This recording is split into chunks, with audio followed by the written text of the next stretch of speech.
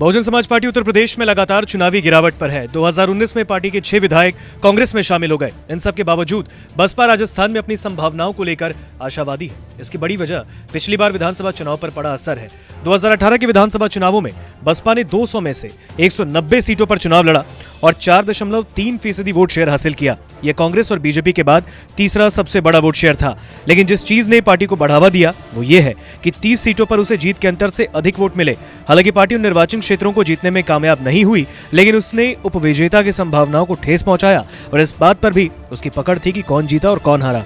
30 निर्वाचन क्षेत्रों में से कांग्रेस ने 17 सीटें जीती, भाजपा ने 10 सीटें जीती और 3 सीटें निर्दलियों के खाते में गई। सबसे ज्यादा नुकसान बीजेपी को हुआ, जो कि मायावती के नेतृत्व वाली पार्टी के कारण 17 निर्वाचन क्षेत्रों में हार गई।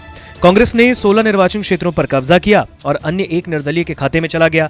ऐसे में अगर भाजपा ने ये सभी सीटें जीत ली होती तो उसकी सीटों की संख्या 73 से बढ़कर 90 हो जाती और कांग्रेस की सीटें 100 से घटकर 84 हो जाती। कांग्रेस के लिए बसपा की वजह से नुकसान की संख्या कम होकर 11 रह गई, जिसमें 9 सीटें भी शामिल थी जो उसे मिली थी। भाजपा और 2 सीटें निर्दलीय से जीती। 2018 के चुनावों के बाद बसपा ने कांग्रेस का समर्थन किया, लेकिन बाद में उसने मायावती के नेतृत्व वाली पार्टी के सभी 6 विधायकों को तोड़ दिया। इस बार के चुनाव की रणनीति बताते हुए राजस्थान के एक बसपा नेता ने कहा, हमारे विधायक सत्ता का हिस्सा बनने के लिए वहां गए थे। इस बार पार्टी अधिक सावधानी से समर्पित उम्मीदवारों का चयन कर रही है। पार्टी ने विधायकों के ऐसे कदमों को रोकने के लिए गठबंधन के बाद और सरकार का हिस्सा बनने के लिए भी दरवाजे खुले रखे हैं। बसपा के प्रदेश अध्यक्ष भगवान सिंह बावा ने कहा, पार्टी ने अब तक 12 उम्मीदवारों की घोषणा की है, लेकिन सभी 200 सीटों पर चुनाव लड़ने की योजना है।